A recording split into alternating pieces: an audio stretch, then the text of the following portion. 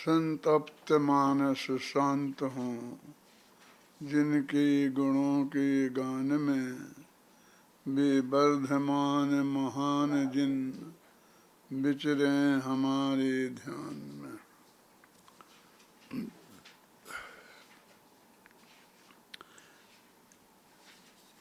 78वें छंद से चर्चा करनी है। अपने में अपनत्व है तो होता है सम्यक्त्व, और पर में अपनत्व ही होता है मिथ्यात्व। सम्यक दर्शन और मिथ्या दर्शन की अत्यंत सरल परिभाषा ये है कि अपने में अपनापन, अपने में अपनत्व होना, ये सम्यक दर्शन है। और पर पदार्थों में अपनापन होना, ये मिथ्या दर्शन है। तो इतना एक पंक्ति में सारा मुक्ति का मार्ग आ जाता है। अब क्या क्या फिर जरूरी होता है, देखो कि अपने में अपनत्व, कि तुम स्वयं में ये करो कि ये ही मैं हूँ, ये ही मैं हूँ, ऐसा करोगे तो वो श्रद्धा गुण के लेवल पर होगा तो वो सम्यक दर्शन कहलाएगा। और अपने को छोड़कर अपने से पर पदार्थों में एकत्व करोगे तो उसको कहेंगे मिथ्या दर्शन।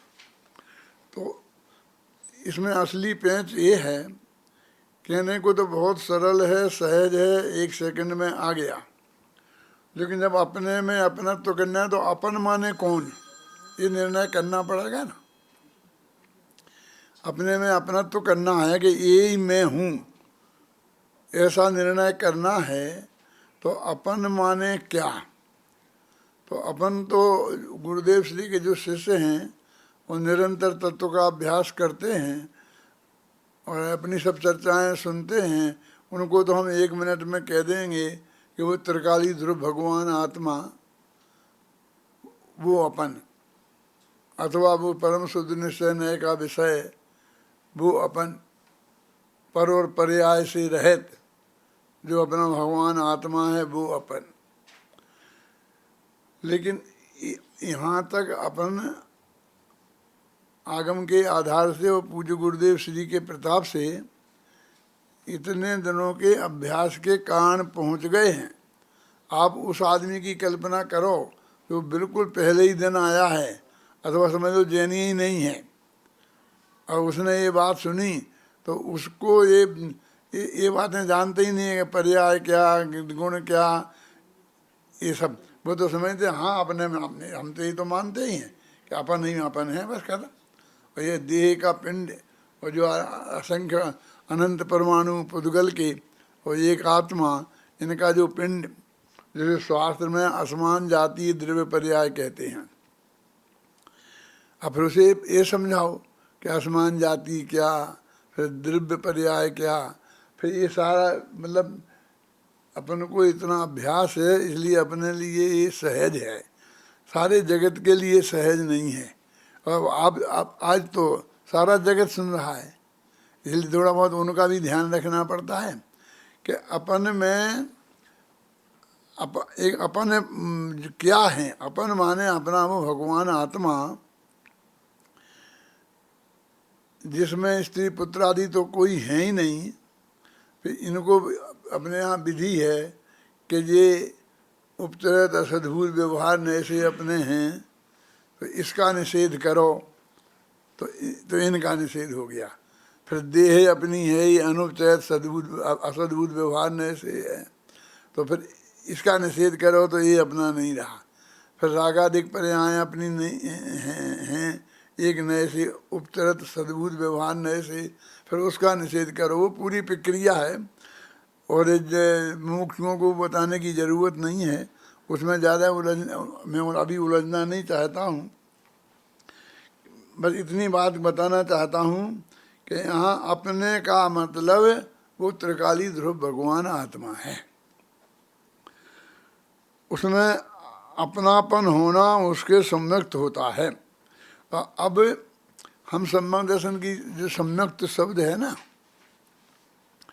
इसका अर्थ हम सभी पंडित लोग भी, सब साधु संत भी सम्यक दर्शन ही समझते हैं।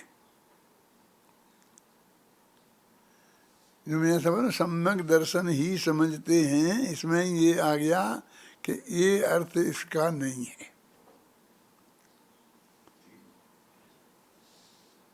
ये सम्यक्त शब्द है ना, त्वा, तो इक्त्वा प्रत्यय कहलाता है व्याकरण में। तो जो भाववाची बनाना पड़ता है किसी शब्द को, तो इसे लगाया जाता है। तो इसके हम हिंदी में बोले सम्यक, तो मत्वा माने पना, सम्यक पना। अब अपने के साथ लगाओ तो अपना पना माने अपनापन, समझे ना, अपनपन। तो ये भाववाची बनाया हमने, तो ये श्रद्धा गुण के अर्थ में बनाया, तो उसका अर्थ सम्यक दर्शन हो गया। अब ज्ञान गुण के अर्थ में बनाए तो इसी का अर्थ सम्यक ज्ञान हो जाएगा। सम्यक तो का अर्थ सम्यक ज्ञान भी है। फिर इसको इस चारित्र के अर्थ में बनाए, माने ध्यान के अर्थ में बनाए, तो इसी का नाम सम्यक चारित्र हो जाएगा। तो वो एक श्रद्धा का सम्यक्त, एक ज्ञान का सम्यक्त और एक चारित्र का सम्यक्त। क्या ख्याल में आई ना? अभी इस शब्दावली से अपन मुमुक्षु विद्वान ही परिचित नहीं है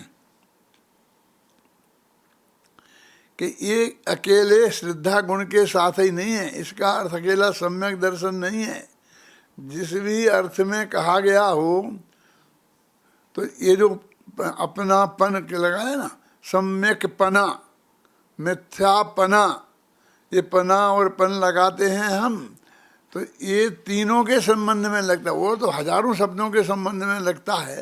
ये मुक्ति के मार्ग में इस प्रकरण में अब इसको भाव शब्द भी लगाते हैं। भाववाची बनाया ना राकेश जी, भाववाची बनाया है, तो इसलिए सम्यक भाव और मिथ्या भाव। टोडरमल जी ने इसका बहुत प्रयोग किया है हर मोक्ष मार्ग प्रकाशक के हर अध्याय में। इस भवतरु का मूल है जानहु सम्यक मिथ्या भाव। अब वहाँ मिथ्या भाव का अर्थ क्या है?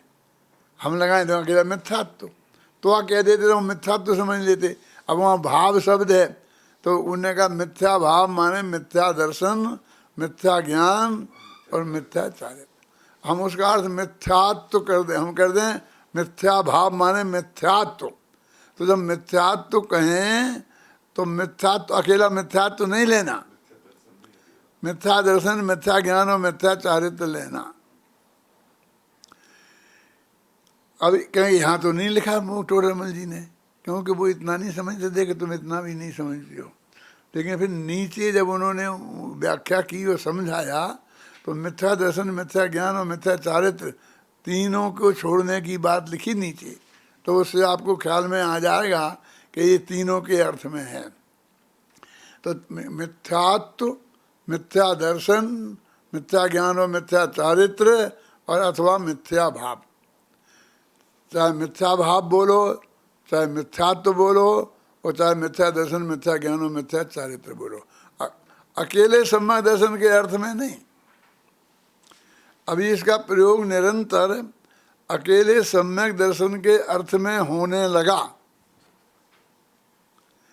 इसलिए धीरे धीरे हम सब लोगों के दिमाग में यही आ गया कि मिथ्यात्व माने मिथ्या दर्शन होता है और सम्यक माने सम्यक दर्शन होता है। तो ये सम्यक पना तीनों में लगाना। इसलिए वो कहते हैं इस भवतरु का मूल, इस संसार रूपी समुद्र का मूल अकेला मिथ्या दर्शन नहीं है। मिथ्या दर्शन, मिथ्या ज्ञान और मिथ्या चारित्र ये तीनों हैं। देखो ये 4-5 छंद पढ़ेंगे हम 84 तक, ये 78 से। तो इसमें जो बात मैंने अभी आपसे कही है वो आपकी समझ में आएगी, आप उस पर ध्यान देंगे तो। कि ये क्या लिखा है इसमें। पढ़ो भाई, 78 से 84 तक पढ़ो। आप लोग अपनी किताब, आपके पास होगी किताब, नहीं तो इसमें दिखाएंगे ना। हाँ चलो। अपने में अपनत्व तो होता है सम्यक, तो अर पर में अपनत्व ही होता है मिथ्यात्व। सम्यक दर्शन ज्ञान अर सम्यक चारित्व, तीनों में सम्यकपना, तीनों है सम्यक्त्व। मिथ्या दर्शन ज्ञान अर मिथ्याचारित, तीनों में मिथ्यापना, तीनों है मिथ्यात्व।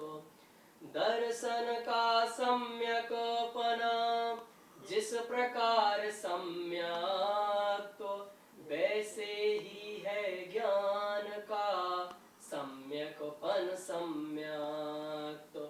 इसी तरह चारित का सम्यकपन सम्यक्त्व, तीनों के सम्यकपने को कहते सम्यक्त्व।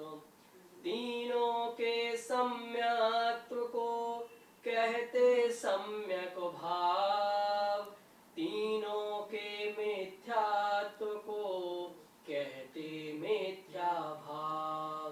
इस बारे में आपको यदि जानना हो, मोक्ष मार्ग पर काश में देखो भविजन। एक छंद और बोलो। हाँ हाँ। लगभग हर अधिकार का देखो तुम आरंभ, यही भाव मिल जाएगा, करो ने प्रारंभ। अब देखो, जो मैंने गद्य में आपको बोला था, समझाया था, वो पूरा इन छंदों में व्यवस्थित ढंग से बंध गया है। जब एक दफ़े आपके ख्याल में ये भाव अच्छी तरह आ जाएगा, तो फिर आप जब इसे पढ़ेंगे तो आपको इसमें रिपीटिशन नाम का दोष दिखाई देगा कि इसी बात को बार बार कह रहे, क्या कह रहे हैं, हम समझ गए ना। लेकिन जब तक नहीं समझते हैं तब तक नहीं समझते हैं, और समझ जाए इसके लिए तो लिखा है ना। अभी मैं आपको यहाँ बता रहा हूँ, लेकिन हर एक को पास तो नहीं पहुँचूँगा ना, मैं कल मैं नहीं रहूँगा, तो लेकिन ये पढ़कर उसकी समझ में पूरा पना आ जाना चाहिए। इसलिए सारी चीज़ अत्यंत स्पष्ट शब्दों में लिखी है, इसलिए 5-7 छंद इसमें लिखने पड़े। देखो, जो फिर 78 का मैं बता रहा हूँ, अपने में अपनत्व को से होता है सम्यक्त। जब हम ये कहते हैं तो यहाँ सम्यक्त का अर्थ हमको सम्यक दर्शन ही लगता है। हम आपसे कहें कि इन छंदों का अर्थ आप लिख के लाओ, तो इसका अर्थ आप सम्यक दर्शन ही लिखेंगे, जबकि इसका अर्थ सम्यक दर्शन नहीं है। सम्यक दर्शन सम्यक ज्ञान और सम्यक चारित्र है। फिर नीचे का पर में अर पर में अपनत्व ही होता है मिथ्यात्व। इसमें मिथ्यात्व का अर्थ अकेला मिथ्यात्व नहीं है, बल्कि मिथ्या दर्शन, मिथ्या ज्ञान और मिथ्या चारित्र, ये तीनों हैं। इसमें ये बताया कि ये तीनों हैं। अब इसी बात का स्पष्टीकरण, बात तो एक छंद में ही पूरी हो गई क्या।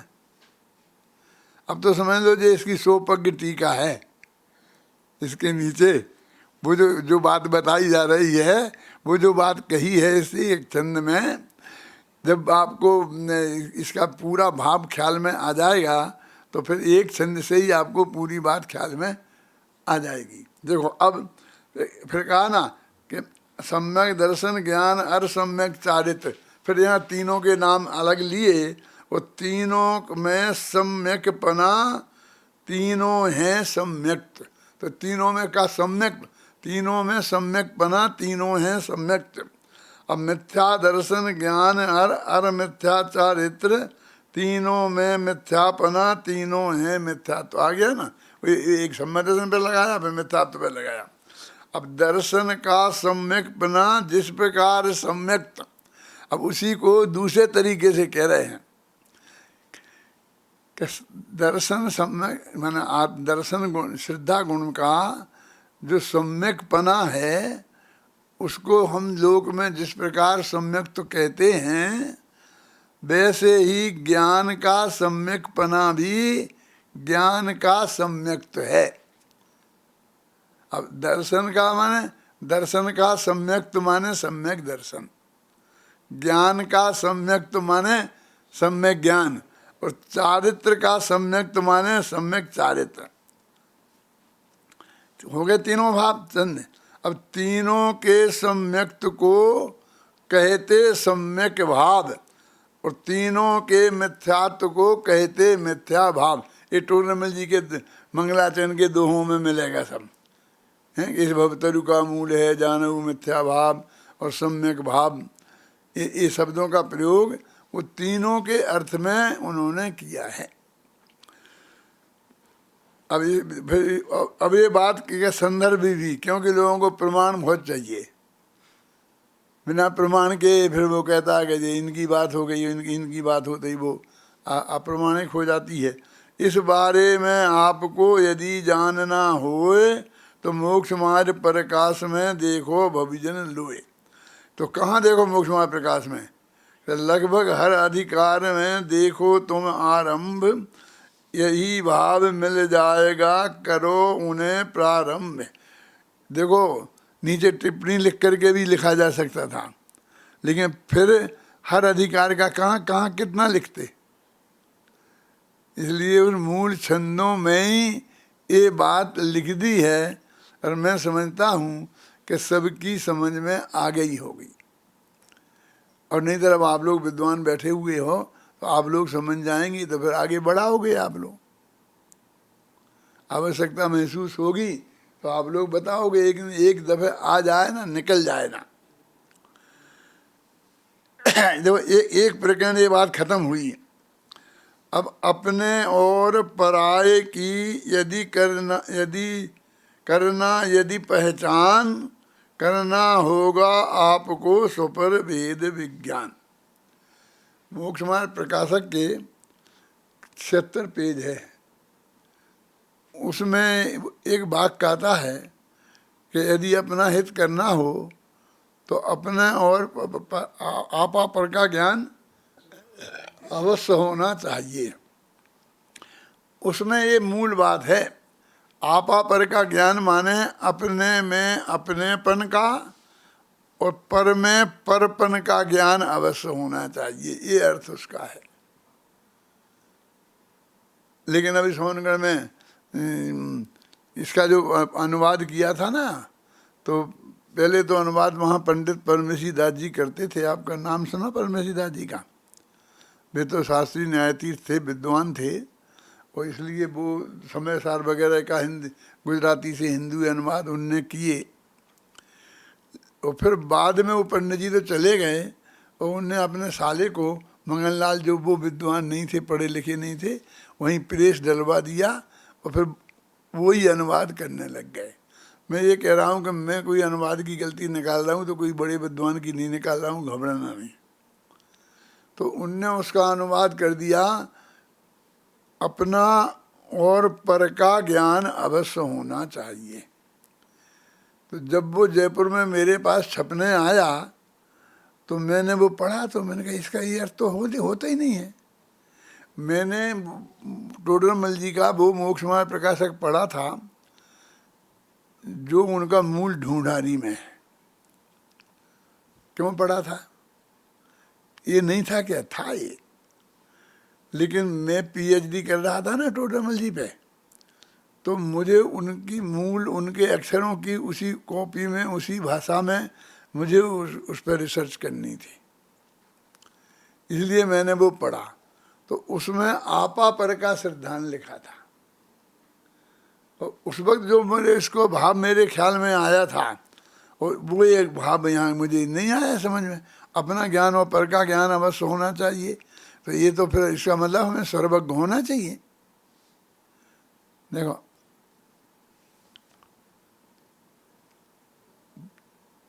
क्या विपिन जी, कि अपना ज्ञान और पर का ज्ञान, तो अपने और पर में तो सारा लोकालोक आ गया ना, वो तो सर्वज्ञ भगवान को होता है। और क्या पूर्ण अपने श्रुत ज्ञान का भी श्रुत के भी हो तो उसे होता है। अपना और पर का ज्ञान अवश्य होना चाहिए, ये नहीं कहना चाहते हैं वे। अपने में अपनेपन का और पर में परायेपन का। तो अपने में मान जो अपना त्रिकाली रूप भगवान आत्मा है वो सोने, ये मैं हूँ ऐसा, और इसके अलावा जो हैं वे पर, और उनमें ये पराय पर हैं, इसका नाम परायापन। अपने में अपनापन और पर में परायापन, ये उसका सही अर्थ है। उस वक्त मैंने बहुत प्रवचन किए इसी प्रकरण पर, मोक्ष मार्ग प्रकाशक के 76 पेज पर हैं। ये एक तो इसी पर बहुत मार्मिक होता था लोगों को, और एक फिर सब इसके नीचे करीब 8-10 लाइनों के बाद 5 लाइनें और हैं, जिसमें ये है कि एक इंद्रिय जीव के भी पर पदार्थ में अपनापन हो जाता है। तो क्या, तो कैसे हो जाता है वो, तो उसमें तो इतना ज्ञान है ही नहीं। तो पंडित जी ने कहा कि अनादि से इस आत्मा को क्षयोपशम ज्ञान है, और उस ज्ञान में जो 5 इंद्रिय ज्ञान है शब्द लिखा है, पर पदार्थ पुद्गल ही दिखाई देता है, और जो ज्ञान का ज्ञेय बनता है सहज भाव से उसमें अपनापन हो जाता है, ऐसा वहाँ लिखा। तो मैं उसको एक उदाहरण दे के समझाया करता था कि एक गाय ने अभी तत्काल बछड़े को जन्म दिया, सुना होगा आप लोगों ने मेरे मुख से, लेकिन इस प्रकरण को समझाने के लिए ही मैंने ये उदाहरण बनाया था, समझ लो नक्की। तो वो बच्चा पैदा होते ही उसे बहुत भूख लगी होती है, लेकिन ये बात वो अपनी माँ के पेट में से ही सीख के आया है। क्या कि मुझे भूख लगी है और मुझे खाने का यहाँ इंतजाम है, यहीं आसपास कहीं इंतजाम है, लेकिन मेरे मुख में दांत नहीं है, इसलिए वो खाद्य पदार्थ ऐसा है कि जिसे चबाना नहीं पड़े, और वो यहीं कहीं आसपास है, और उसमें इन्फेक्शन नहीं है, बहुत अच्छी पैकिंग है, ख्याल में आए ना। और ऐसा एक वो ये तो नहीं जानता ये कोई माँ होती है, मेरी माँ है, वो जैसे गाय का जानवर होता ना, ऐसे कोई जानवर है, उसके पेट के नीचे स्तन हैं और उन स्तनों में है, ये इतना ज्ञान उसको है, ये भाषा में वो समझा नहीं सकता है, मुझको ही समझाने में पसीना छूट रहा है। क्यों? लेकिन उसको एक दिन का बच्चा है, पैदा हुआ है, और उसको ये ज्ञान है। अब एक ही दिक्कत है, क्या दिक्कत है कि वो अपनी माँ को पहचानता नहीं है, और वहाँ 10 गायें खड़ी हैं, जहाँ उसको पैदा हुआ वो वहाँ पर 10 गायें खड़ी हैं। तो इन 10 में से इनके ऐसे ही है वो मेरी माँ, जहाँ वो दूध का इंतजाम है, लेकिन कौन है, अब इसका निर्णय कैसे करें, किससे पूछे और कौन बताए? क्या नहीं? और माँ जानती है, लेकिन माँ भी ऐसी, वो उसके पास भाषा नहीं है, समझाने का कोई साधन नहीं है, लेकिन माँ ये भी जानती है कि चिंता करने की कोई बात नहीं है, ये बच्चे को सब पता है और ये खोज लेगा।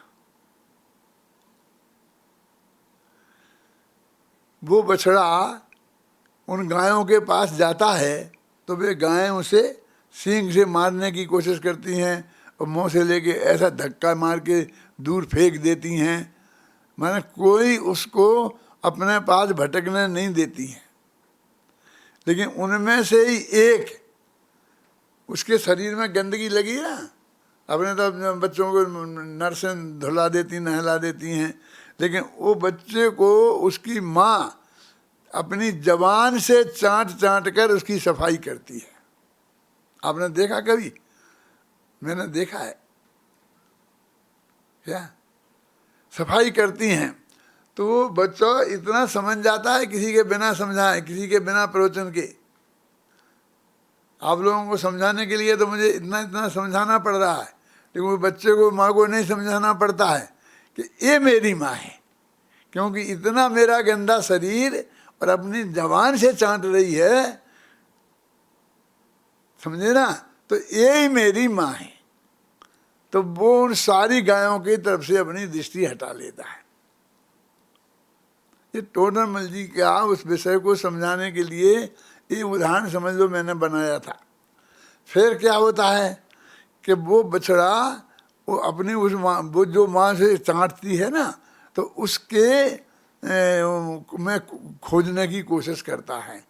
तो वो इतना पता है ना, दो पैरों के बीच में कुछ है, तो वो आगे के पैरों के बीच में मुंह मारने लगता है। क्यों? आगे और पीछे का भेद विज्ञान उसे नहीं है।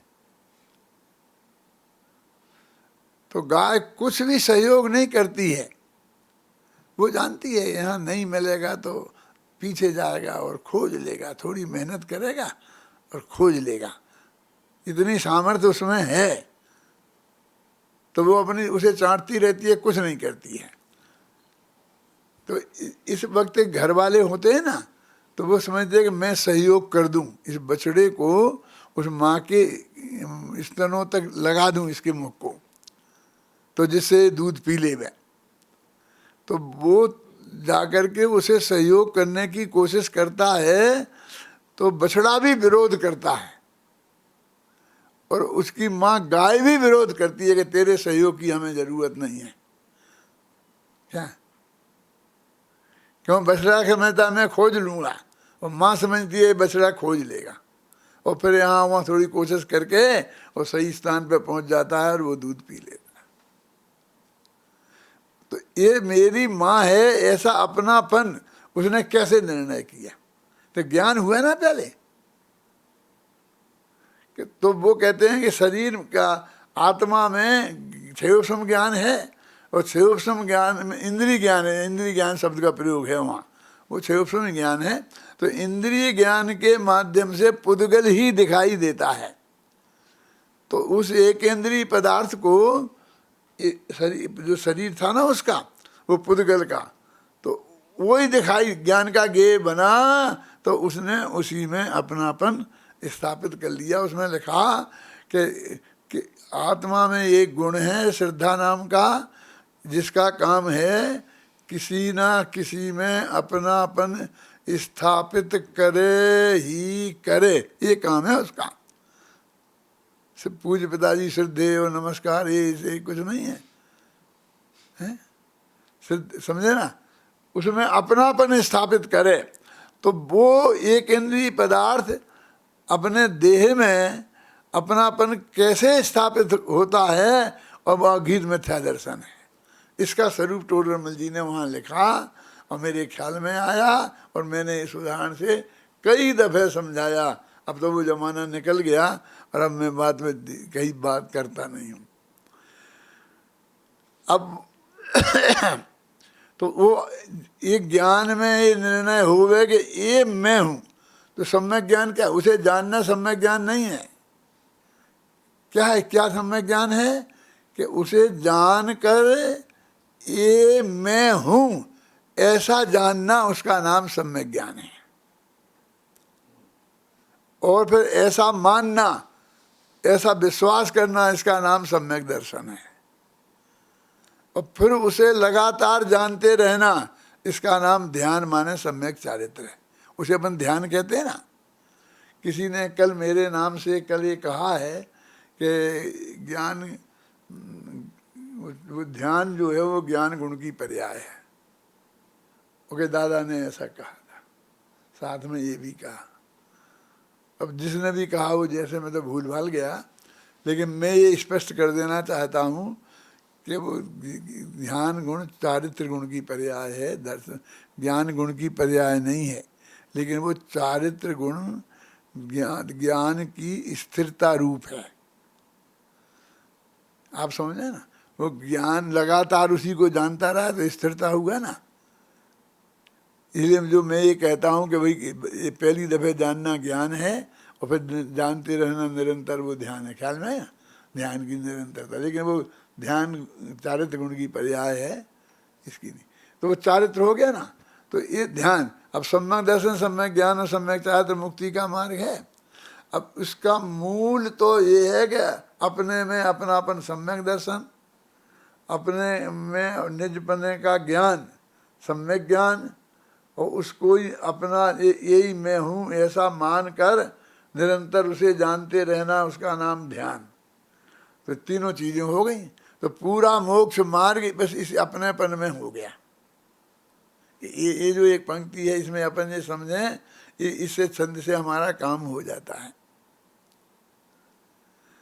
अब इसके लिए फिर भेद विज्ञान की जरूरत पड़ेगी, क्योंकि अभी सारा शरीर एक साथ दिख रही ना। वो भगवान आत्मा और ये शरीर के जो प्रदेश हैं वो एक क्षेत्र आप गाय से संबंधित हैं, तो अकेला वो दिखेगा तो ये भी दिखेगा, है ना। तो इसलिए फिर ये मैं नहीं हूँ और ये मैं हूँ, इसमें से उसे छांटना पड़ेगा, तो इसलिए भेद विज्ञान की जरूरत पड़ेगी। तो अब देखो वो एक कितना एक क्या चीज जरूरी है आत्मा के कल्याण के लिए।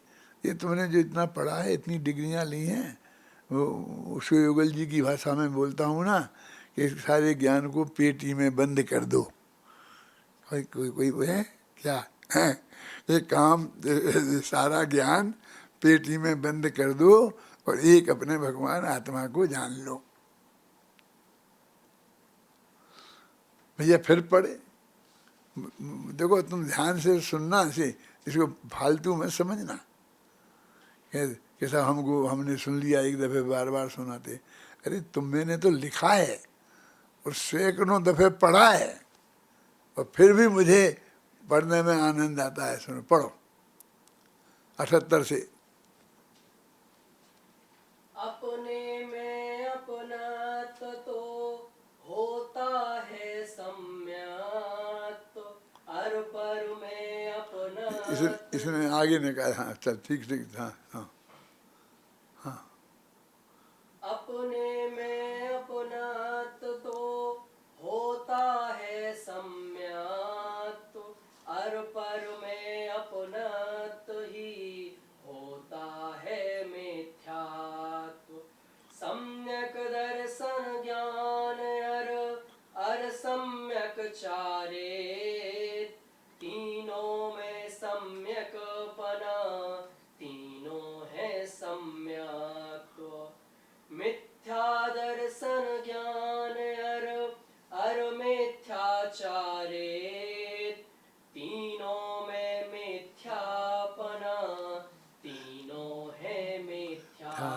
हाँ दर्शन का सम्यकपना जिस प्रकार सम्यक, तो वैसे ही है ज्ञान का सम्यकपन सम्यक। तो इसी तरह चारित का सम्यकपन सम्यक, तीनों के सम्यकपने को कहते सम्यक।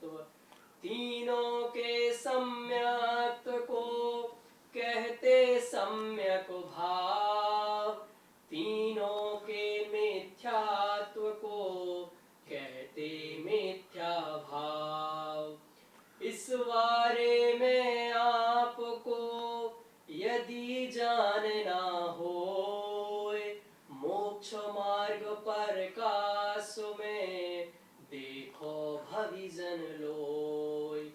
लगभग हर अधिकार का देखो तुम आरंभ, यही भाव मिल जाएगा करो ने प्रारंभ।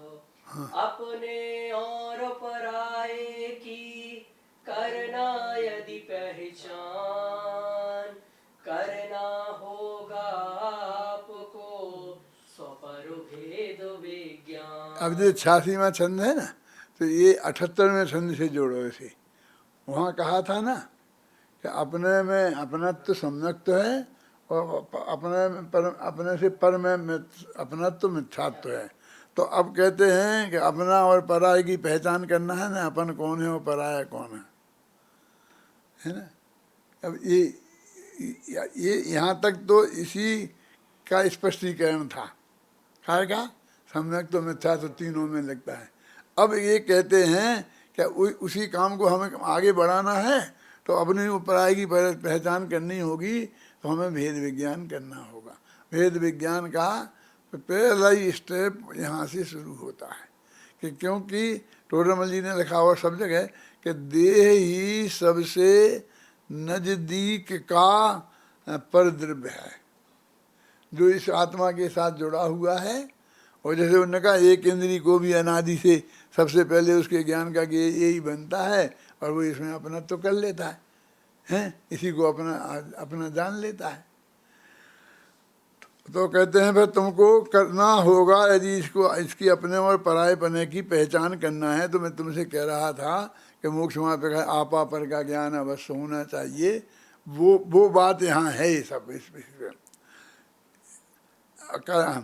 स्वपर भेद विज्ञान वन आत्म की पढ़ो भाई पढ़ो ये। आपको भेद विज्ञान का यदि अपने की पहचान करना है, काय की पहचान करना है, अपने में अपनेपन की और पर में परायपन की, तो तुम्हें भेद विज्ञान करना होगा।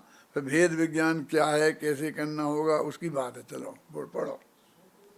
स्वपर भेद विज्ञान बिन आत्म की पहचान करना संभव है नहीं, करो भेद विज्ञान। स्वपर भेद विज्ञान ही जिन दर्शन का मूल, स्वपर भेद जाने बिना मिटे न भव का सूल। भेद ज्ञान के बिना जो अब तक है मझधार, भेद ज्ञान से ही सभी भवी होंगे भव पार। भव सागर को पार कर पाना है भवंत, भेद ज्ञान की भावना आवश्यक अत्यंत। अब इस भेद विज्ञान शब्द जो है अधूरा है, क्योंकि भेद विज्ञान तो मतलब भेद जानना है। तो किस में भेद जानना? तो कहते स्वपर भेद विज्ञान, अपने और पराये में। देखो इसमें बहुत फर्क पड़ता है। जैसे हमें चाइना अलग है और रसिया अलग है, ये दो देश हैं। अब चाइना ने रसिया के 10 गांव हड़प लिए, तो हमें क्या फर्क पड़ता है? लेकिन भारत और चाइना ने भारत के 2 गांव हड़प लिए तो फर्क पड़ता है ना। यानी वो अपने और पर में वो भेद विज्ञान जो है वो किसी के साथ किसी में नहीं होना है। किन्हीं भी 2 पदार्थों में भेद तो जाना जा सकता है ना, लेकिन उससे हमारा कोई काम सिद्ध नहीं होगा। वो भेद जानने के लिए एक पार्टी अपन अवश्य होना चाहिए। जब मैं भेद विज्ञान में व्याख्यान करता था शिविरों में, तब इसको 1 घंटे तक इस बात को समझाता था कि एक पार्टी अपन अवश्य होना चाहिए, क्या तो ही वो भेद विज्ञान कहलाएगा। तो इस बात के लिए इसको 2-3 छंदों में बार बार स्वपर भेद विज्ञान इस शब्द का प्रयोग किया कि स्व और पर के बीच में भेद विज्ञान करना है, भेद जानना है। हम दोनों को एक ही समझ लेते हैं, है ना। और फिर आगे कहते हैं कि देखो ये भेद विज्ञान, क्योंकि भेद नहीं जानेंगे तो अपने में अपनापन कैसे करेंगे। फिर किसी ना किसी पर में हम अपनापन कर लेंगे।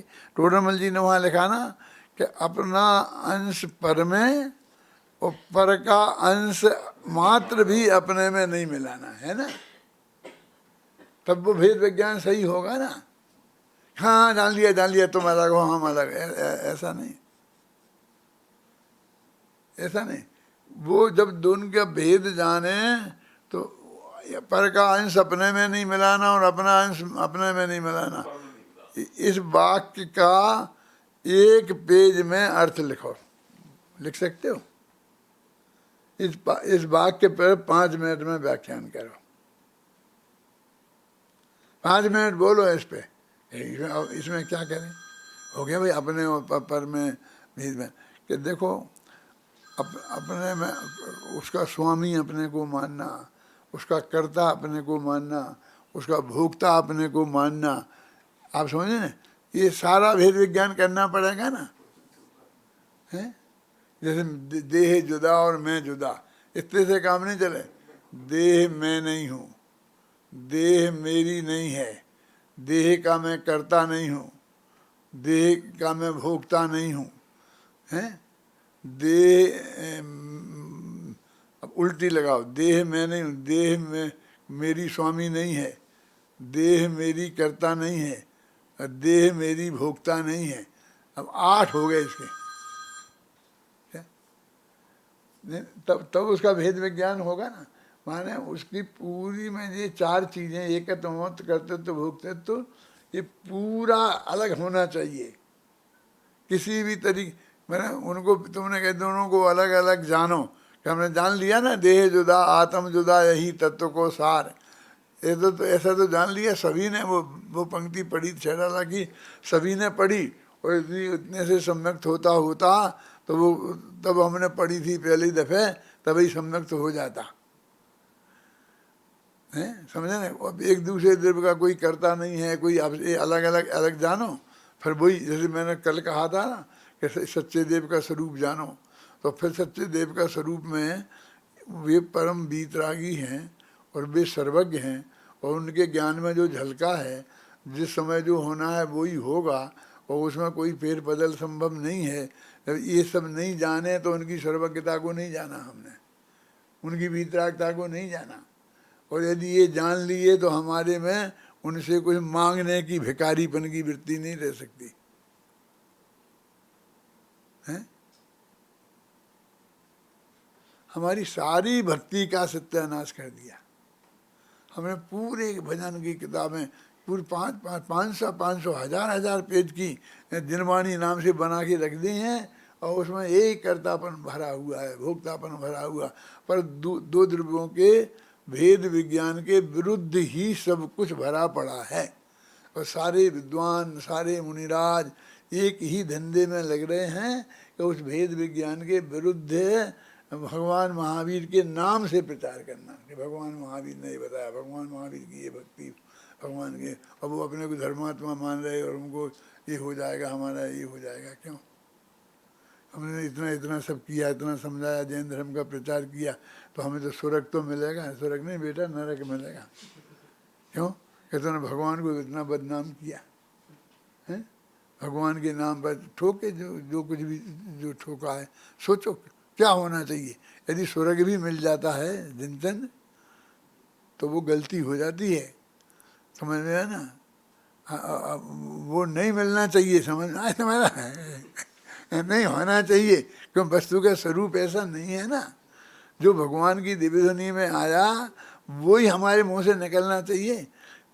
कबीर सागर कितनी वाणी है, कितनी जिनवाणी है जो भगवान के मुख से निकला था, वो निकली हुई कितनी बातें मौजूद हैं। अब वो नहीं निकल के, और जो गारंटी से नहीं निकली थी वही हम कहते रहते हैं। सोचो ये कितना बड़ा अपराध है, हैं? अब ये इतना स्पष्ट हो गया कि हम जान रहे हैं कि भगवान कुछ नहीं करते। ये तो अब तो नक्की नहीं रहा ना कोई इसमें कुछ भी। और फिर भी हाँ हो जाएगा, आप ऐसा करो जी, हो जाएगा, वो हो जाएगा, वो हो जाएगा। और फिर बराबर, और फिर दूसरे इसे नहीं कहते रहते हैं और हम भी मांगते रहते हैं भगवान ऐसा कर दे, वो ऐसा हो जाए, और ऐसे आशा लगा करके वो करते भी रहते हैं वो काम, और हम समझते हैं और फिर ऐसा कहते हैं हमारा तो काम हो गया भगवान की कृपा से, जी हो गया, ये हो गया। मैंने शायद एक दफ़ा सुनाया था आपको कि हमारे अशोकनगर में था, मंदिर में एक आदिनाथ भगवान की मूर्ति विराजमान की थी, हमारे मौसा जी ने थे, बड़े से नगर सेठ थे वो, वहाँ रोजाना भी पूजन करते थे, वही ऊँट बलद भैंसा भयो, और जब वो पूजन करते थे परमात्म तो उनकी आंखों से आंसू की धारा बहती थी रोजाना, इतना भावुक हो जाते थे। वो प्रसिद्ध थी सारे एरिए में, वो गा करके आदिनाथ भगवान की पूजन करते थे। और फिर एक नई वेदी विराजमान की थी तो दूसरे सेठ ने तो चंदापुरु भगवान की मूर्ति विराजमान की थी, और चंदापुरु भगवान की मूर्ति लेने यहाँ बड़े दादा आए थे, इसी जयपुर में ऑर्डर दे के ले गए थे, ख्याल में है ना, वहाँ मूर्ति अशोकनगर में विराजमान है वो अभी, तो वो उनने विराजमान की थी, तो वे वहाँ पूजन करते थे रोजाना। और फिर अभी दोनों उन सेठों का और ये मेरा, तीनों का एक दिन ऑपरेशन हुआ। एक सेठ का हुआ इंदौर में, दूसरे सेठ का हुआ बम्बई में, और मेरा हुआ भोपाल में अपेंडिक्स का। ये कब की बात है, जब परमात्मा शायद तुम्हारा जन्म नहीं हुआ था। हैं? 1 साल का था, 1 साल का था परमात्मा, तब की घटना है ये, सच्ची घटना है। तो फिर अब वो हमारे सब ऑपरेशन हो के हम लौट के आए, 8 दिन में सब लोग आ गए।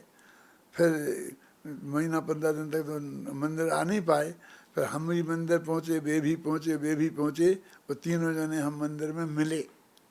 अब वे तो दोनों सेठ, एक तो हमारे मौसा जी थे और मेरे दादाजी की उम्र के थे, और वो भी उसी उम्र के थे, उन्हें सब 75 के ऊपर के थे, और मैं 21-22 का था। रामलाल सौगानी नाम था उनका, और उनका नाम था मोतीलाल चौधरी।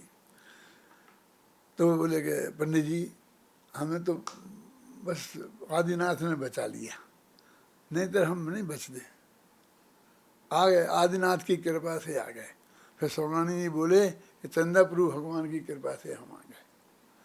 तो मैंने उस वक्त भी उनसे कहा कि मुझे बहुत आश्चर्य हो रहा कि मैं कैसे बच गया, क्योंकि मेरे तो ना आदिनाथ है, ना चंदापुरु है, कोई नहीं है, मुझे तो किसी ने नहीं बचाया। मैं कह रहा हूँ कितना गहरा मिथ्यात्व है ये, बोलो कितना इसके विरुद्ध कितना बोलने की जरूरत है, कितना लोगों जगत को समझाने की जरूरत है, हैं? तुम्हारे पूरे उदयपुर में पूरा है ना, एक कदम कदम पर खच खच के भरा है कि नहीं, तुम्हारी माँ में, तुम्हारे बाप में, तुम्हारी पत्नी में, तुम्हारी उसमें, बिल्कुल ऐसा नहीं है कोई बहुत दूर, अपने ही चारों तरफ इतनी गहराई से भरा हुआ है। और हमने भी कोई व्यवहार नए से फलाने नए से निकल जाता है, और कुछ ना कुछ रास्ते निकाल लिए हैं, है ना। कहाँ पढ़ रहे थे, भवसागर से का अंत यदि चाहिए तो भेद विज्ञान की भावना अत्यंत आवश्यक है। ये मैं वहाँ कैसे पहुँच गया, ऐसे पहुँच गया कि भेद विज्ञान मान में और ये जुदे जुदे हैं तब माना जाए जब तुम उसके से एकत्व, ममत्व, कर्तृत्व और भोक्तृत्व सब छोड़ो। माने मैं इसका करता हूँ, इसका भोगता हूँ मैं, आप समझ गए ना। तो ये सब वो ही है ना, ये सब 4 चीज़ें छोड़ो तब वो भेद विज्ञान कहलाए, है ना। पढ़ो, आगे पढ़ो भैया, ज्ञान वैसे सिद्ध हुए हैं आज तक और भविष्य में हों, और हो रहे हैं अभी भेद ज्ञान से हों।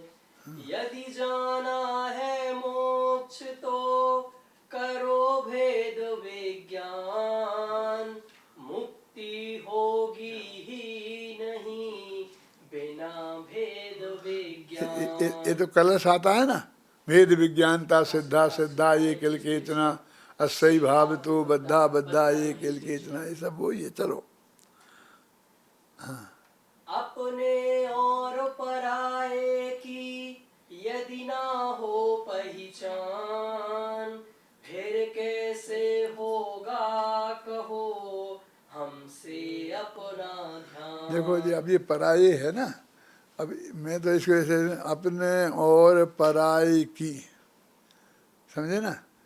क्या क्या क्या बोला फिर मैंने सुनो, अपने और परा, एक ही मात्रा नहीं लगा, अकेला या वैसा ही लिख दूं तुम उसका अर्थ नहीं समझोगे, पराये न मालूम क्या समझो फिर, तो ये मात्रा लगा दी तो तुम फिर ऐसे बोलते हो जैसे नहीं, ऐसे नहीं बोलो मैं जैसे मैं बोल रहा हूँ, अपने और पराये की यदि ना हो पहचान, समझ गए ना? पढ़ो से, अपने और पराये की अब पढ़ा तुम ये बोल रहे, पराये या अकेला हिरस, ये हटा दो बस, पराये पराये, हाँ पर तुम बुंदेलखंडी हो, तुम नहीं जानते वो, हैं? वे तो अपने पराये हैं, अपने नहीं है, नहीं बोलते, हाँ, तो अपने पराया बोला जाता है ना, तो लिखो बोलो चलो। अपने और पराये की यदि ना हो पहचान, चलो आधा सुधरा है, चलो चलो, हाँ। अपने और पराये की यदि ना हो पहचान, फिर कैसे होगा कहो हमसे अपना अब क्योंकि अपने ध्यान में मोक्ष होता है, ये पढ़, ध्यान के बिना केवल ज्ञान नहीं होगा, अंतर्मुख लगातार ध्यान करेंगे ना, तो अपने और पराई की पहचान नहीं होगी, तो फिर अपना ध्यान कैसे होगा? माने इसके लिए ये सब जरूरी है, ये सच्चा मुक्ति का मार्ग की रास्ता चल रहा है। यदि तुम्हें सचमुच मोक्ष जाना है, मुक्ति के मार्ग में चलना है, तो ये यहाँ वहाँ की बातें नहीं है, ये प्योर बिल्कुल असली बात है, और इतनी इस पे उपयोग लगाना जरूरी है। मैंने आज सुबह के व्याख्यान में बताया था शायद, कि हम बच्चों को पारिवारिक पाठमाला पढ़ाते हैं ना, तो एक पाठ आज पढ़ाना है तो 2 ही परिभाषा याद करवानी है। अब घंटा भर तक क्या पढ़ाएं, वो तो 2 मिनट में पढ़ा देते हैं, तो उसी को रिपीट कराते रहते हैं ना, फिर पढ़ बोल, तू पढ़, तू देख, तू पढ़, और 1 घंटा ऐसे करते रहते हैं तो उसे पाठ याद हो जाता है। तो इसलिए भी ये जरूरी है, तो क्यों कि कुछ हमारे काल में दिमाग में कोई बात ख्याल में आके जम जाए, इसके लिए कुछ समय चाहिए। हर चीज़ें होती है ना, ये सीमेंट होता है, ये सब अपन इसमें लगा दो तो फिर उसे सूखने के लिए, वो पकड़ने के लिए कुछ समय चाहिए ना, मतलब अपन ऐसा नहीं तत्काल करोगे तो वो खिंच जाएगा। कोई चीज़ चिपकाते हो तो चिपकाने के लिए चिपके रहने दो उसे 2-4 मिनट, तो फिर वो पक्का हो जाएगा, और नहीं तो तुम तत्काल खोलोगे तो खुल जाएगा। तो ऐसे ही इस ज्ञान को इनको जो बताए जा रहे हैं, वो कुछ काल तक वहाँ पर हेमरेज होता रहना चाहिए, वो वहीं लटकता रहना चाहिए। इसके लिए भी ये जरूरी है, ये निरर्थक नहीं है। तुम 2-4 पंडित बैठे हो कि हमें सब आता है और हमको इतनी बातें सिखा रहे हो, ये सबके लिए है। और तुम्हें यदि आता है तो जो हम बता रहे हैं उसी परीक्षा में पास हो ना, फिर कैसे तुम्हारे मन से तुम्हें कैसे निकलता है? निकलता क्यों है राकेश? तुम्हें बर्दाश्त कैसे होता है? तुम मेरे विद्यार्थी हो, तुमको ये पर का कर्तृत्व, भगवान से भिखारीपना बर्दाश्त कैसे होता है? बर्दाश्त नहीं होना चाहिए। चलो पढ़ो। हाँ, यदि करना है भवजन तुमको अपना ध्यान, तो सबसे पहले करो तुम अपनी पहचान। अपने को पहचान कर अपने में अपनात्व, अपने में रुचि पूर्वक अपने में एकत्व, सम्यक मिथ्या भाव की हो सम्यक पहचान, तब ही आत्म तत्व का होगा सम्यक वही ज्ञान। सम्यक है, सम्यक ज्ञान, सम्यक चाहे चल रहा है ना, और वो कह के जैसा तुम्हारे शास्त्र में पढ़ा हुआ तो एक अक्षर नहीं आता है, लेकिन जो आ रहा है वो बात, उसके अलावा कुछ नहीं है।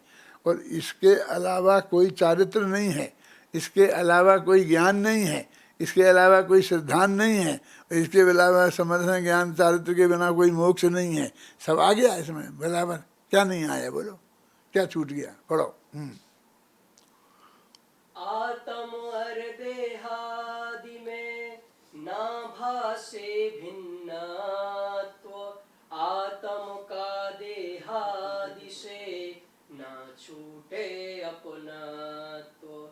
जब तक आत्म राम में ना आवे अपनत्व, तब तक दिल्ली दूर है ना होवे सम्या। ये सम्यक से दिल्ली का क्या संबंध है?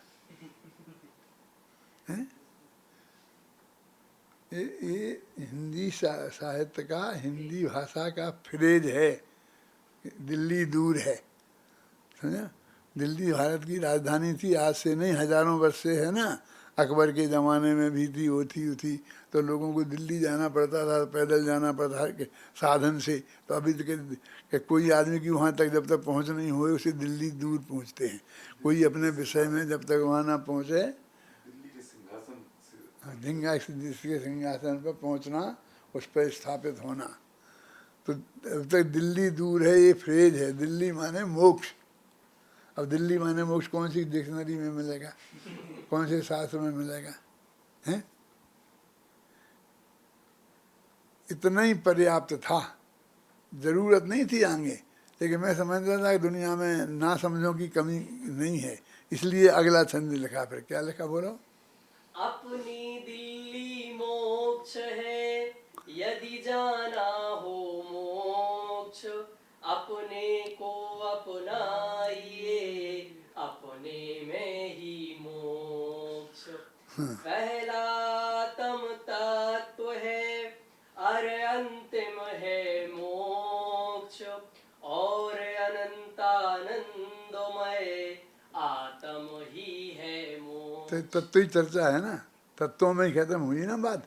तत्वों के बारे में सोचते रहे, और एक बात भी अत्यंत उपयोगी है, हर बात अनुपयोगी नहीं है ना।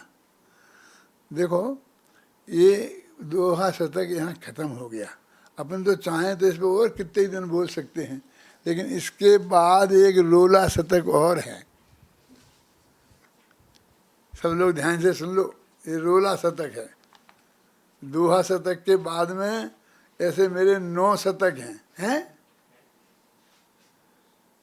100 छंदों में इसी तरह के विषयों का प्रतिपादन है। तो मैं उन शतकों को भी प्रकाशित कर रहा हूँ, इकट्ठा कर रहा हूँ। पुराने हैं, नए हैं, सब मिला के ये सब नए हैं जो आपको सुना रहा हूँ। भाई 2-4 छंद बोल के बता, अर्थ तो कल करूँगा। एक दिन में तुमको ये रोला शतक पढ़ाऊँगा, इसका नमूना के लिए। हैं, दोहा शतक पढ़ा है ना, अभी मैं आज चाहता था उसमें ही कल का दिन निकाल सकता हूँ, दोहा शतक में ही।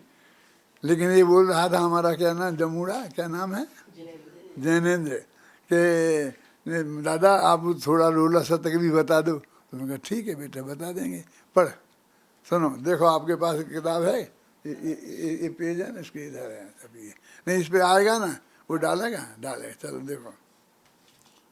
हाँ, अपने में एकत्व और पर से विभक्तता, इसको कहते हैं एकत्व विभक्त आत्मा। यह एकत्व विभक्त आत्मा समय सार में समझाया है कुंद कुंद आचार्य देव ने। अनंत गुणों एवं असंख्य परदेशों की यह, और अनंतानंत त्रिकाली पर्यायों की पूरी अखंडता ही है रे एकत्व हमारा। पर द्रव्यों से अरे भिन्नता ही विभक्तता, इस एकत्व विभक्त आत्मा का आराधन ज्ञान ध्यान श्रद्धान यही है इसका साधन। ज्ञान ध्यान साधन आराधन कुछ भी कह लो, यही सच्चा मोक्ष मार्ग है यही समझ लो। यह एकत्व विभक्त आत्मा पर द्रव्यों का, स्वामी कर्ता भोक्ता कैसे हो सकता है। यह असीम आत्म अपने में ही सीमित है, इसीलिए तो सीमंदर कहते हैं इसको।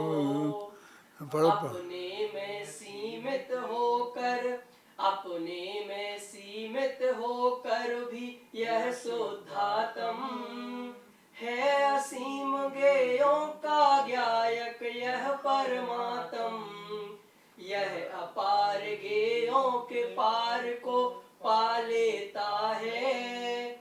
इसकी गौरव गरिमा का ना आर पार है।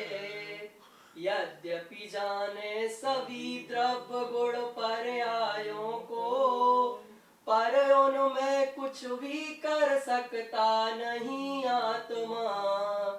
कर्ता भोक्ता सभी द्रव्य हैं अपने अपने, स्वामी भी है सभी द्रव्य बस अपने अपने। जाने जावे सभी द्रव्य इस आत्म द्रव्य से, अरे एक गुण ऐसा भी है सब द्रव्यों में।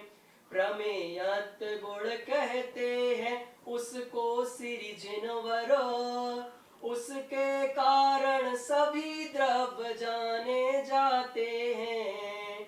अरे ज्ञान से जाने सबको यह परमात्म, प्रमेयत्व से सभी द्रव्य जाने जाते हैं। अरे ज्ञान है अतः जानता है यह आत्म, प्रमेयत्व है अतः आत्मा जाना जाता। शेष सभी में ज्ञान नहीं है नहीं जानते, प्रमेयत्व से केवल वे जाने जाते हैं। अतः जानना लक्षण है चेतन आत्म का, चेतनता ही चेतन की गौरव गरिमा है। बस रहने दो। देखो नमूना पढ़ के सुनाया है आपको, और इसी तरह का तत्व ज्ञान पूरा स्वच्छंदों में है। जो समय सार से ही शुरू किया है, समय सार में जो है माने मूल तत्व ज्ञान की बातें हैं। और जो अपन विद्वान लोग तो सब जानते हैं, लेकिन फिर भी उसको एक व्यवस्थित ढंग से हम रोज़ाना पाठ की वस्तु बने, और मूल पाठ सब लोगों के हमारे ख्याल में आवे। तो ये अनाप शनाप जो पाठ किए जाते हैं, कोई भी स्तोत्र फलाने का ये हुआ तो ये है, अब क्या वो है ना, नरेंद्रम फणेंद्रम, क्या है क्या उसमें, अपुत्रीन को तुम भले पुत्र दीने, और क्या क्या पढ़ो। भगवान के कितने आरोप लगाए हैं, वीतरागी भगवान पे कितने आरोप लगाए हैं बोलो। और हम कहते बहुत बढ़िया है। और वो पढ़ा था हमारे एक बड़ा ग्रंथ संग्रह नामक हमारे यहाँ किताब थी, हमारे पिताजी उसे पढ़ते रहते थे निकाल निकाल के। तो पढ़ते, अपुत्रीन को तुम महापुत्र दीने, नधीन को तुमने धन दिया, फलाने को ये दिया, फलाने को ये दिया, ये दिया, ये दिया। अब मैं कहूँगा ये क्या है, तब भी मुझे अटपटा लगता था। अभी कहो कि तुम सब दूसरों की निंदा करते हैं, वो तो पासनाथ स्तोत्र है, तुमने भी पढ़ा था ना वीसा का, सब ने पढ़ा है, सबके पास वो किताबें पढ़ी हैं, भगवान के सामने भी खूब बोला है। लेकिन ये बोलने लायक नहीं है। ये किसी की बोलने की हिम्मत पड़ी, ये कहने की हिम्मत पड़ी कि उनने हमें सब किसी को पुत्र दिया है जो खुल बाल ब्रह्मचारी हैं। आप समझें कुछ नहीं, उनसे कहना तो उन्हें पुत्र दिया, ये किया, एक दूसरे देव को कुछ देता है क्यों? राकेश बोलो, आप बोलोगे? समझ लेना, मैं तो अभी तुम सबके कान खींचूंगा। मुझे तो चाहिए सत्य का प्रतिपादन। हाँ, इसलिए तो मैं कहता हूँ, मैंने 20 दफ़े कह दिया, फिर भी ये मानते नहीं, छाप देते हैं, करते रहते हैं। फिर मैंने जिनको रोका है ये करके, आप समझे ना ये क्या करके। इसीलिए तो मैं बोल जा रहा हूँ कि ये प्रमाण रहेगा तो तुम लोग बता सकते हो कि ये प्रमाण है कि उनने ऐसा कहा था, वो ऐसा मानते थे, ये उनकी मर्जी से नहीं छपा है। हैं? तुम सोचो, गंभीरता से विचार करना। ये नहीं कह रहा हूँ मैं कि ये जो बात मैं कह रहा हूँ इसमें कितनी सच्चाई है, और ये ऐसे कैसे चलते हम रहने से। अब उन्होंने कहा कि वो सब भूधर दास जी, फलाना दास जी का है। वो भूधर तो मिस्र थे, ये जैनी पंडितों का इनका ही ठिकाना नहीं है। भी तुम मैं किसी के बारे में कुछ कहना नहीं चाहता हूँ, लेकिन जो चीज़ है वो बस उस पर थोड़ा ध्यान दिलाता हूँ, बस कहता हूँ। हैं, बाकी तो तुम तो सब समझ सकते हो। हैं, कैसे हाँ, बोलो बोलो बोलो बोलो। एक प्रश्न पूछूं? पूछो पूछो। दादा, इसमें जो है अपने राजस्थान में एक शैली है हाँ कि यहाँ पर भगवान के सामने उपदेशी भजन हाँ नहीं हाँ, गाए जाते। बहुत अच्छा, बहुत समझ में उसका आया। क्या मतलब है? उसका क्या मतलब है? ऐसा है कि जो यहाँ पर सहेलियाँ हैं, सहेली माने जहाँ पाठशालाएँ चलती हैं ना, उन पाठशालाओं में पढ़ाते थे। तो हर संडे सैटरडे को भगवान की भक्ति करते थे। और यहाँ पर 200-250 मंदिर हैं, तो उन सब मंदिरों में जाते थे। हम जब यहाँ आए थे तो हर संडे को जाते थे, हर संडे को किसी न किसी मंदिर में जाते थे, और वो सहेली साथ में जाती थी, और रात भर भगवान की भक्ति करते थे। तो पहले भगवान की भक्ति करते थे, तो भगवान की मूर्ति को विराजमान करते थे, और उसके सामने जब है ना, फिर भक्ति करते थे। फिर बाद में उपदेशी भजन बोलते थे। उपदेशी भजन क्या, मैं बताता हूँ। तो उस पर पर्दा डाल देते थे, उसके सामने नहीं बोलते थे। जैसे कि पुद्गल का क्या विश्वासा, ये संसार आसार है, जैसे उपदेश की जो बातें होती हैं, तो कहते हैं भगवान को क्या सुनाना, ये तो हम आपस में ये बताते हैं।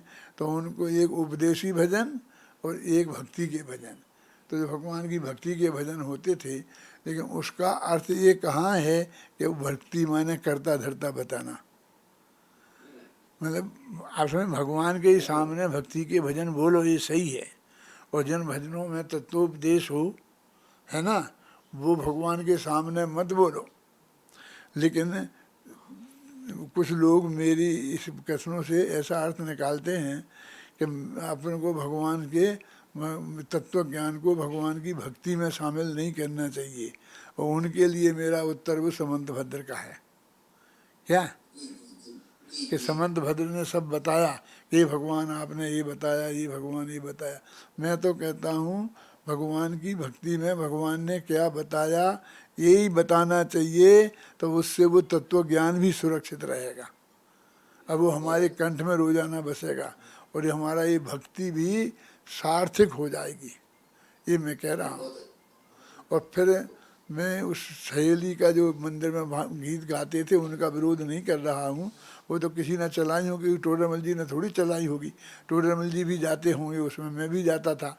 तो अब भी आप जैसे तुम कह रहे कि साहब आप कहेंगे आप भी जाते थे, क्या करें, यहाँ रहेंगे और आप सब कहोगे करेंगे, और वहाँ पर बढ़िया हमको चूरमा बाटी खिलाओगे, हैं, तो जाएंगे और वो भक्ति भी करेंगे। जरा समझ लो, सत्य समझ के, और जितना सुधार कर सकते हो करो, समाज में कर सकते हो समाज में करो, और नहीं कर सकते हो तो अपने में तो सुधारो, अपने को तो बचाओ। सचमुच मेरे में अत्यंत करुणा भाव से और ये बात कहता हूँ। और एक तुम पे ही मेरे को करुणा नहीं है, मेरे को वो तत्व ज्ञान सुरक्षित रहे, इसका ज़्यादा विकल्प है। वो तुम करोगे, तुम अपनाओगे, तो तुम्हारा भी कल्याण होगा और वो तत्व ज्ञान भी सुरक्षित रहेगा। समझे ना, इसके लिए ये चीज़ें ख्याल में आ गई हैं, तो उनको हम अपने ज्ञान। और सुनो, फिर भी एक बात कहता हूँ, आलोचना की लाइन पर नहीं जाना। झगड़े में आ जाए कोई, आपका ये तत्व प्रतिपादन में भी कोई आदमी आपका विरोध करे और ज़्यादा झगड़ा होने की संभावना हो, तो माफ़ी मांग लेना कि अपनी बात गलती ही नहीं है तो क्यों मांग ले माफ़ी, हमने कोई गलती ही नहीं करी। अरे मांग लेना, झगड़े में नहीं पड़ना है ना अपने को, किसी को चिढ़ाना नहीं, किसी से झगड़ा में नहीं पड़ना है, और सत्य बात भी रखना है, सत्य बात को अपनाना भी है, प्रतिपादन भी करना है, और झगड़े में पड़ना नहीं है। बहुत बहुत अच्छा दादा। ये बात अच्छी तरह से आप समझ लो। ये मेरा जो भी समझ लो आप, जो मैं कह रहा हूँ उपदेश आदेश जो भी, वो ये मेरे मन की भावना है जो मैं आपसे कहता हूँ। जी जी, हो गया समझ अभी? बहुत अच्छा दादा, बहुत अच्छा।